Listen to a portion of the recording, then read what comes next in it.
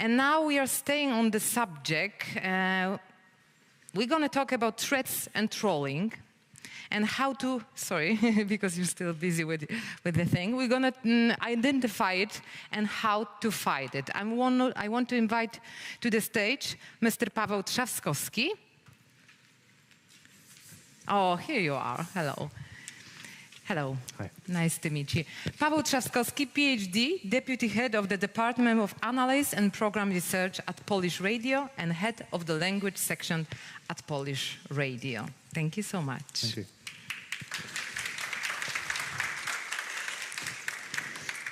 Hello, everyone. I'm in a difficult position here because Sami has already said 50% of the stuff that I wanted to talk about.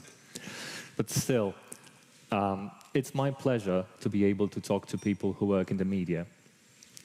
But because you work in the media, it means you have to give your face, you have to share it with the medium that you are working for.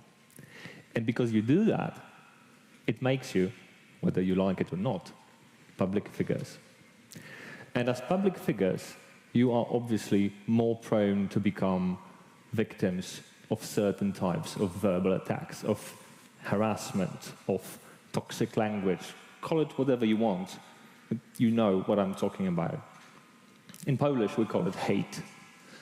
So, can I please ask you, if there is a person in this room who has never experienced, never been a victim of such an attack, can you please raise a hand?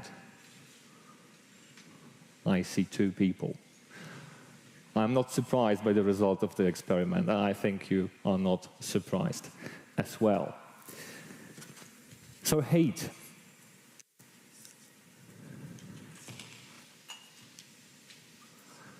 And why hate and not hate speech? I apologize, you've been misled. The conference program says I'm going to talk about hate speech, and here I am talking about something a bit different. So 10 years ago, in Polish, if we wanted to talk about toxic speech, we would use the term hate speech. But over time, we subconsciously understood that perhaps this is too much, perhaps this is too strong a word. And therefore, over time, we started to use the Polonized version of the word hate. Now, and why is that? I think we understood that these pesky messages, or even these threats, they are not that much about hatred itself, but they are more about contempt, disdain, and disrespect.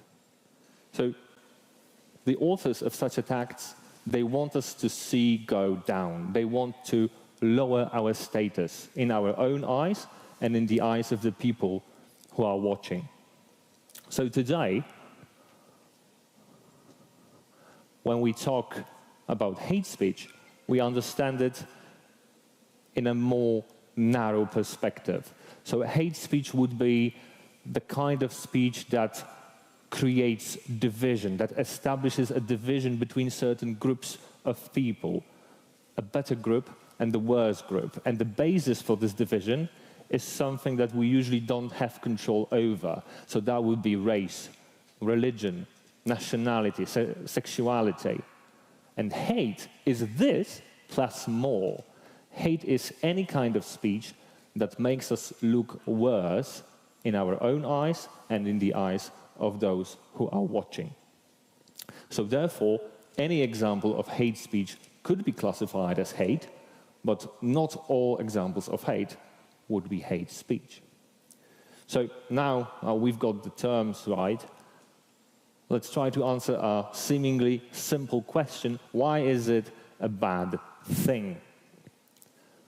Obviously, the moral and the mental costs are the first things that come to mind. This is something that Sami has already covered in detail. So, professional burnout, depression, suicide thoughts, social and professional exclusion and withdrawal. These are all the costs that the victims of hate pay when they are attacked.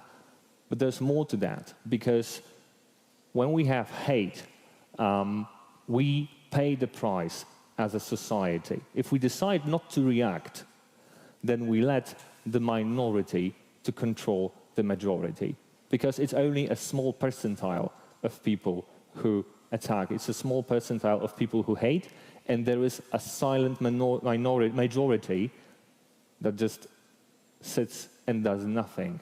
And they do that because they are afraid they would become the next target. And when this happens, and now please bear with me for a second because it's a difficult word to pronounce, we have a phenomenon called desensitization, which means that we become less sensitive to certain phenomena, in this case, to the phenomenon of hate. And on one hand, okay, we get immune to that, and we grow thicker skins. But as Sami has already said, it's not a good strategy, because if we do that, then we put the level of our tolerance higher. We start to tolerate more and more severe things, and one day we wake up in the world where we agree to violence. Yes, to violence, because hate might be considered an example of linguistic violence. How do we know that? Because it meets all the criteria, or the majority of the criteria that we have for physical violence. So hate is an intentional destructive action. Someone decided to attack us. It is the use of unauthorized power. Nobody allowed the attackers to do what they are doing. It's often processual, and by this I mean that it's rarely a singular event. It happens over time. There are witnesses to that, which makes it even more harmful, because we look worse not only in our own eyes, but in the eyes of the onlookers. Victims obviously experience the negative effects of hate, and it is profitable for those who use violence. Either it is the joy of those who troll just for pleasure, or maybe, in case of those who get paid for that, it's just a paycheck. So now that we know that, let's try to answer the question, because that's what I've been dealing with professionally for 6 years of my PhD research. What is the language of hate like? So 6 years of research gave me this answer. It's very different. I'm sorry, I don't have a simple solution here. Of course, certain characteristics come to mind. So when we think of hate, the things that usually come to our minds is that it's full of slurs and vulgarisms, maybe it's full of exclamations, death threats, or negative assertions. Yes, this is hate, but not only. Hate can be more than that. Hate can be an internet meme, or a mocking song on YouTube, or a series of seemingly perfectly fine online comments that seek to undermine our authority. So when it comes to language, it's difficult to pinpoint the characteristics of hate. But fortunately, I have something that I know for sure. There are discrediting tactics that are repeatable, that are finite, and that they always appear. Only 5 of them, and that's distraction, provocation, labeling, depreciation, and mocking. There's nothing more than that. If a hater wants to hurt you, they will use any of these, or a combination of these tactics. So if you wanted to be a hater, this is what you would do. In distraction, well, if someone is, let's say, a professional in their field, and they are very difficult, it is very difficult to undermine their professionalism, what do? You change the topic. You change the topic to your advantage to seek for vulnerabilities. Okay, he is a professional at work, but maybe he has got problems at home. Let's exploit that. Excuse me. And if you can't find anything, just lie. Provocation. Exploit vulnerabilities. So talk about attack the things that are easy to attack. Maybe somebody stutters when they speak. Exploit that. Maybe it's easy to attack somebody's sexuality, or maybe somebody's nationality. This is where you would attack. And provocation also means that you incite attacks, that you pose death threats, that you tell others to attack the victim. Labeling. That means find a category that will make your victim look bad. Two strategies are most common here, from Latin, pars pro toto and totum pro parte. Totum pro parte means the whole for a part. All journalists are corrupt, right? That makes you corrupt as well. Or this politician is a thief, that makes his whole political party a band of thieves. Depreciation, simply show no respect, or better yet, disrespect. And mocking, just make it funny and it will stick. This is a sinister one, because when we joke, we're like, it's just funny. You don't have to worry about that. But we can hurt people like that nonetheless. Another thing that repeats itself is the anchor points. Anchor points are the areas that haters choose to attack. There are only 6 of them. Lack of credibility, dependence, sexuality, physical appearance, cynicism and hypocrisy, and strangeness. So, lack of credibility. You're not an expert in this field. Who gave you the right to talk about it? Dependence. Oh, this is not really what you mean. Your bosses told you to say that. Sexuality. This is a very easy theme to exploit because it's a taboo topic. It's something intimate. Physical appearance. Here, as I've already mentioned, everything works. Too long hair, too short hair, too skinny, not skinny enough. Cynicism and hypocrisy. So this is when somebody tells you that you say one thing, but you're actually doing another. And strangeness, as in being a stranger. So you are not a part of our group. You are from a different media center, or maybe from a different political party, from a different country, different region, whatever. Also, hater types are accountable. There are 4 of them. These are jokers, loudmouths, the offended ones, and informants. So jokers obviously are the ones who like to use humor a lot. Loudmouths are those who shout, who cuss, who swear, who make threats. The offended ones are the self-proclaimed protectors of norms and standards. And informants, often they offer you conspiracy theories, and they are very good at telling gossip. Possibly they know more about you than you know about yourself. And when it comes to hater authorship, there are only 3 categories. So that would be trolls, either those who do it for pleasure or those who do it for the money. That would be bots, so the AI working against our favor. And the authentic haters, so those who actually got angry by something we did or by something we said. And I'm afraid I have to worry you, all evidence suggests that the last group is the least numerous. If you are going to be attacked, you are most likely to be attacked either by people who get paid for that, or by bots who were hired by people who got paid for that. So now that we know that, what do we do about it? How do we fight it?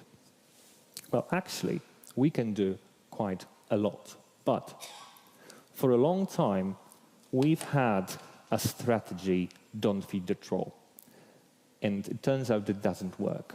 Because if we don't feed the troll, then, as I've mentioned earlier, we let the minority control the discourse of the majority. If we leave an attack unanswered, then people who witness this attack, they think, so that's how we communicate now. This is the new standard. So obviously we cannot allow things to be like that. We can work on this subject in two different ways. We can work on the system, or we can work on the individual. Now, the system. Everybody knows the New York Times. They also have an online edition. And they had a big problem with the comment section of their online edition because it was full of toxic language. And the New York Times, a well-renowned newspaper, they couldn't let, I mean, it ruined their business model because they wanted to bring people with money, sophisticated, who care about opinion of educated people. So they couldn't have hate in their online section, online comment section. So what did they do? A very simple thing. They divided their comment section into 3 categories. All comments, readers' picks, and New York Times picks. And they just divided the comments into the section. What did they suggest by this simple solution? Well, they showed that somebody actually cares, that somebody actually reads these comments and reacts. And they offered a reward to those who wrote the comments. They were like, look, you are a New York Times reader. You can get a pat on the back from us if you write a valuable comment. And it worked. They sorted out the comment section. It functions perfectly well right now. Also, you probably know League of Legends, an online game. They had a similar problem. This is an online game where people fight with each other, mostly. But they also sometimes communicate. And when they communicated, they did it in a way that was offensive to some players. And it harmed the business model of League of Legends because people wanted to play and they wanted to have fun, but they were put off by the vile language, by the toxic language they experienced, and they didn't come back. So they were losing gamers, they were losing clients. So League of Legends introduced a very intricate systems of rewards and punishments. They made a lot of changes to the way people communicated between each other. But the first and probably the most important change they made was that they made the chat window invisible by default, which means that you actually had to click to see the chat window. So by doing this, they eliminated impulsive action and impulsive comments to a large extent, of course. And they stopped people from producing toxic speech instinctively. So this is what a system can do. You can engineer the space of communication in a way that you foster good communication and prevent bad communication from happening. It has nothing to do with censorship. You just engineer the space to help good things grow and bad things diminish. And that's the system. And when it comes to the individual, well, I think Sami has already said the majority of things. If you become a victim of hate, you become estranged. It's like, hate is like lynch, but with words only. And the biggest effect a person experiences when they become a target of hate is that they are alone. So what can we do to help? Be with them. Support them. You don't have to fight the troll. You don't have to tell them that they are wrong, but tell the victims that they are not wrong. This will mean a world to them.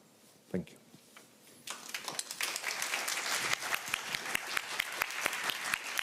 I had one last slide. If we could just show it, please. Thank you. I'm always eager to chat.